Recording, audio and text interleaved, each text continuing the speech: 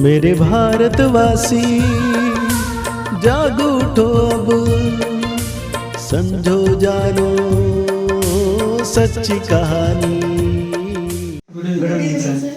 नमस्ते नमस्ते good evening, good morning, handshake भूल जाइए। अब भारत का समय आ रहा है। नमस्ते नमस्ते हम लोग का कल्चरल वो है। नमस्ते यानी कि मेरी आत्मा आपकी आत्मा को नमस्ते करती है। तो सर जैसे हम लोग ने सुने थे आप बहुत बड़ा बिजनेसमैन थे, तो सर वो बिजनेस को छोड़कर आपका ये हिस्ट्री के ऊपर इतना इंटरेस्ट क्यों आया? जब मैं 16-17 साल का था तब मेरे दिमाग में प्रश्न आया था कि मेरे को इस जिंदगी में क्या करना चाहिए। अच्छा। क्योंकि मैं नहीं चाहता था कि मेरी जिंदगी जस्ट स्कूल गए, कॉलेज गए, नौकरी किया, बिजनेस किया जैसे मारवाड़ी घर के लड़के लोग करते हैं, शादी किया, बच्चे हो गए, गाड़ी बाड़ी बना लिया, बच्चों की शादी कर दिया, नाती पोते हो गए, राम नाम सत्य है। हमको लगता था ये क्या जिंदगी है, इसमें क्या अचीवमेंट है। वैसे उसी उम्र में आप ये सब सोचते थे? हाँ, उस समय ये आया था, लेकिन उस समय क्या था कि मेरे पास कोई साधन नहीं था, कोई स्किल नहीं था। अच्छा। मैं स्कूल में एक बैकवर्ड बच्चा था।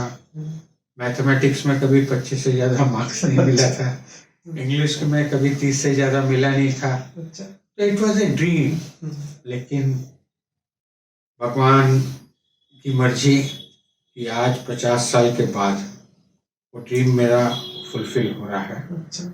तो जब मैंने बिजनेस किया तो बिजनेस काफ़ी बढ़ा। तो मेरा इंटरनेशनल ट्रेडिंग का बिजनेस था, कई देशों में था। 60 से ज़्यादा देश घूमा और प्लांट्स के बारे में बहुत रिसर्च किया, हिस्ट्री के बारे में बहुत रिसर्च किया। और उसके बाद जो है मैंने अपना बिजनेस, इंटरनेशनल ट्रेडिंग का बिजनेस स्केल डाउन कर दिया और ये एनवायरनमेंट रिलेटेड ग्रीन मॉल का अपना बिजनेस बनाया। ये जो इतिहास के ऊपर मैं 30 साल से रिसर्च कर रहा हूँ, अब मैं इसको जन जन में लाना चाहता हूँ। लोगों को मालूम होना चाहिए। आज किसी को नहीं मालूम है भारत का सच्चा इतिहास। ये जो बड़े बड़े नामी ग्रामी हिस्टोरियंस हैं, इनको भी असली बैकग्राउंड नहीं मालूम, उनके दिमाग में आ नहीं सकता, उनके दिमाग में घुस नहीं सकता है। जो हम लोग को पढ़ाया गया है इजिप्शियन सिविलाइजेशन है कि one of the oldest civilisation, तो मैं इजिप्ट में जाके मैंने देखा है, समझा है। फिर जो सुमेरियन, मेसोपोटामियम, ये सब जो कल्चर के बारे में बोलते हैं, वहाँ पे जाके स्टडी किया है।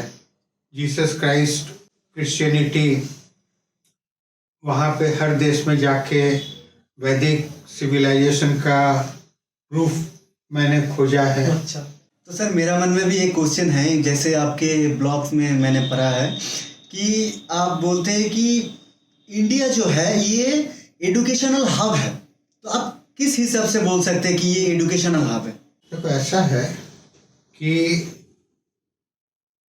ये जो ज्ञान है ये सारा भारत में ही था और आज से 2700 साल पहले यहाँ पे तक्षशिला विश्वविद्यालय होता था। और वो विश्वविद्यालय क्या होता था कि एक तो विश्वविद्यालय था, उसके चारों तरफ इंस्टीट्यूशंस थे।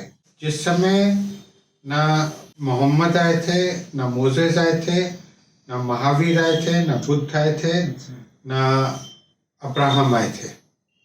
ये लोग का सबका कहानी 2500 साल के अंदर का है। 2700 साल पहले वो विश्वविद्यालय था और उस विश्वविद्यालय में एक साल में 10,000 स्नातक निकलते थे। और वहाँ पे एडमिशन का क्या सिस्टम था, 3 में से 1 को एडमिशन मिलता था। बहुत अच्छा स्टैंडर्ड था। वहाँ पे क्या क्या चीज़ सिखाई जाती थी, शल्य चिकित्सा, आयुर्वेद, ये पन्नी जो संस्कृत में जिन्होंने इतना काम किया है, चाणक्य, ये लोग सब वहीं के हैं। ये लोग ने वहाँ पे स्टडी भी किया है और ये लोग ने वहाँ पे पढ़ाया भी है। और सारी दुनिया में एजुकेशन भारत में ही था। और हम लोग के यहाँ पढ़ने के लिए, तुम लोग ने तो सुना होगा कि चाइनीज वेनसांग आया, ये आया, अरबिया से ये आया। जो सुना नहीं है वो है जीसस क्राइस्ट यहाँ पे आया, पूरा 17 साल यहाँ पे उसका एजुकेशन हुआ। 13 साल की उम्र में वो इंडिया में आया। इंडिया में 17 साल रह करके उसने वेद सीखा, योग सीखा, स्पिरिचुअलिज्म सीखा, स्पिरिचुअल हीलिंग सीखा, बुद्धिज्म सीखा, जैनिज्म सीखा, पुरी, नालंदा, उज्जैन सब जगह रहा। पुरी में उसने योग सीखा 4 साल रह करके। इस तरीके से 17 साल उसने यहाँ पे सब कुछ सीखा। और 17 साल के बाद जो है वो वहाँ पैलेस्टाइन की तरफ गया। उसका ये पवित्र ज्ञान लोगों को पसंद नहीं था वहाँ पे। उसको 3 साल के अंदर ही वहाँ पे क्रूसीफाई कर दिया गया, यानी कि क्रॉस पे चढ़ा दिया गया। और क्रॉस पे वो मरा नहीं, जैसा दुनिया जानती कि क्रॉस पे वो मर गया, वो मरा नहीं। और जिस दिन क्रॉस पे चढ़ाया उसके अगले दिन सवेरे वो अपने ताबूत में से निकल करके वापस इंडिया आ गया। और इंडिया में 120 साल की उम्र में मरा। तो चलिए, तो मैं तो एजुकेशनल हब की बात कर रहा था। नालंदा विश्वविद्यालय की एक आपको चीज बताएं, उससे आप लोग को आइडिया हो जाएगा। बख्तियार शाह खिलजी जो है उसने इसमें आग लगाई थी। तो इनकी जो लाइब्रेरी थी वो 9 तल्ला बिल्डिंग थी और उसमें जो आग लगाया गया, किताब जलने में 3 महीना लगा। 90 लाख मैन्यूस्क्रिप्ट चली है उसमें, 90 लाख। वो सब मुसलमानों ने उसको डिस्ट्रॉय कर दिया। अंग्रेजों ने हम लोग का एजुकेशनल सिस्टम जो है पूरा का पूरा चेंज कर दिया। आज से 200-300 साल पहले असली शिक्षा भारत में थी और भारत से चली गई शिक्षा जो है अरब के देशों में थी और अरब के देशों से ये यूरोप में थी, ग्रीस में। और जो ग्रीक लोग जो बोलते हैं कि बहुत विद्वान थे मैथमेटिक्स में और ज्योग्राफी में, एस्ट्रोनॉमी में, कुछ नहीं। अरब लोग जो है भारत से शिक्षा लेकर के जाते थे और अरब लोगों से वो लोग ने वो शिक्षा लिया। सर, मैं आपका glories of India website visit की थी तो मैंने देखा आपने वहाँ पे लिखा हुआ है कि इंडिया 4800 वर्षों तक वेल्थीस्ट नेशन था। तो सर, क्या ये सच है? इसके बारे में कुछ बताइए। भारत में इतना अथाह धन था कि 2700 साल पहले बेबीलोनिया की महारानी सेमीरामिस वो 3 लाख की सेना लेकर भारत में चढ़ाई की। हालांकि किताबों में तो 30 लाख लिखा है, लेकिन मेरे को विश्वास नहीं होता 30 लाख कैसे हो सकता है। तो 3 लाख की सेना को ला करके यहाँ पे चढ़ाई करने में कितना रिसोर्स लगा होगा, कल्पना करिए। कितना हाथी घोड़ा, कितना खाना पीना, दवा दारू, कितना सब व्यवस्था लगा होगा, कितना बड़ा खर्चा होगा। तो उस समय भारत में अथाह धन था, सब जगह सोना ही सोना था। हम लोग के जो मंदिर होते थे, मंदिर के शिखर सोने के होते थे, मंदिर में मूर्तियां सोने की होती थी। फिर इसके बाद अलेक्जेंडर ने 2300 साल पहले भारत पर चढ़ाई की। वो कितनी बड़ी सेना लेकर के आया। उसके जाने के फिर 20 साल के बाद उसके सेनापति ने अटैक किया। यानी कि सेनापति पहली बार आया था, सब देख के गया, तो दूसरी बार फिर आया सेल्यूकस। फिर ये अटैक चलता रहा। 1500 साल पहले हुन्स लोगों ने अटैक किया और उन्होंने तक्षशिला वगैरह को सब नष्ट कर दिया। तक्षशिला सिर्फ यूनिवर्सिटी नहीं थी, ये एक बहुत एडवांस्ड शहर था। ये एक ट्रांजिट पॉइंट था। ईस्ट से वेस्ट का जो ट्रेड होता था, सिल्क रूट का ये मेन ट्रांजिट पॉइंट था। पूरा तक्षशिला चौपट कर दिया। फिर इसके बाद जो है 1200 साल से ये अरब, मंगोल, अफगान, ये सब जो मुस्लिम इन्वेडर्स आते गए, सोमनाथ के ऊपर अटैक किया, ये किया। मंदिर होते थे कम्युनिटी सेंटर और इसमें अथाह धन होता था। राजा भी देता था और जनता में जो व्यापारी होते थे या साहूकार होते थे वो लोग भी इसमें देते थे। तो इस तरीके से जो है ये 40,000 मंदिर जो हैं गिराए गए। ये जो मुस्लिम इन्वेडर्स ये लोग जो आए, और ये सब इनके पूरे लूटने के बावजूद भी इतना रहा कि 500 साल पहले पोर्चुगीज लोग आए और वो लोग सैकड़ों जहाज लेकर के पूरा यहाँ से वो लोग चलते थे और ये पूरा अफ्रीका घूम करके ये तब यहाँ पे हमारे साउथ वेस्ट कोस्ट पे आते थे। कोचीन, गोवा, मालाबार इस साइड में आते थे। तो कितना खर्चा करके आते, 100 जहाज एक संग में आते थे। तो इतना सब लुट जाने के बाद भी पोर्चुगीज आए, डच, फ्रेंच, ब्रिटिश और डेनिश, ये लोग सब आए, सब ये लोग ने खूब लूटा। था तभी तो लूटा। ठीक सर। जिसके पास कुछ नहीं है उसके पास कोई लूटने आएगा। तो इससे आपको प्रमाण मिलता है कि हम लोग कितने धनवान थे। सर धनवान आप बोल रहे कि धनवान थे, लेकिन धनवान होने का मतलब तो ये नहीं कि एडवांस थे।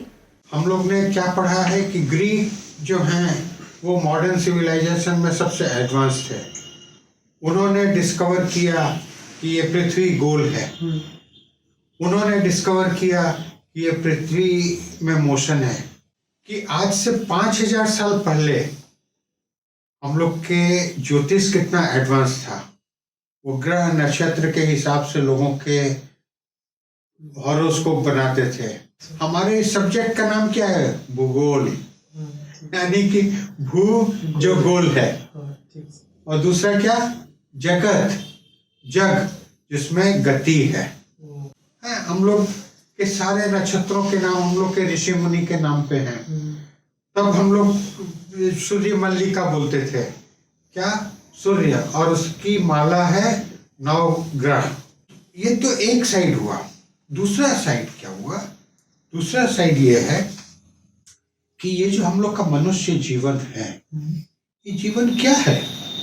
हम लोग कोई कीड़े मकोड़े जानवर तो नहीं है। तो मनुष्य जीवन का मेन एलिक्सर क्या है? असली अमृत क्या है? असली अमृत है मनुष्य का खुश रहना। आज एक भी मनुष्य खुश है? बिल्कुल। तो हम लोग सिविलाइज्ड हैं कि अनसिविलाइज्ड हैं? उस समय हम लोग इतने एडवांस थे कि हम लोग खुश रहना जानते थे, शांति थी, हम लोग आपस में नफरत नहीं करते थे। तो वो जीवन था असली जीवन। आज हम लोग का जीवन क्या है? कोई खुश है? होता है थोड़ा सा दारू पी लिया खुश हो गया, अच्छा कपड़ा पहना खुश हो गया, अच्छा मेकअप किया खुश हो गया, किसी ने व्हाट्सएप में बोल दिया एक्सेलेंट एक्सेलेंट तो खुश हो गए, किसी ने लाइक बटन दबा दिया तो खुश हो गए। आज हम लोग की खुशी ऐसे हो गई है जैसे फुटपाथ में मिलती है। उस समय हम लोग की खुशी थी निरंतर खुशी। हम लोग का आयुर्वेदा है।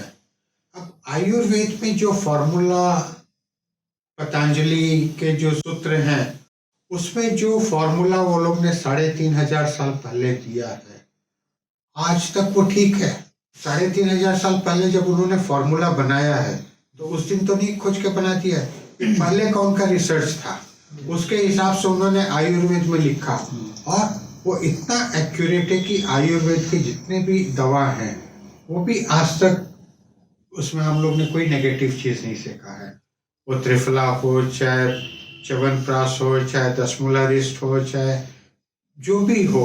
उधर वेस्ट में क्या है, वो लोग 5 बरस रिसर्च करके एक दवा निकालते हैं और 3 साल में बोलते हैं कि नहीं वो सेफ नहीं है, उससे ये रिएक्शन होता है, उसको बैन कर देते हैं। ताजमहल जो है ये एक मंदिर था। तो हम लोगों ने तो हिस्ट्री में पढ़ के बड़े हुए कि ताजमहल शाहजहां ने बनाया था।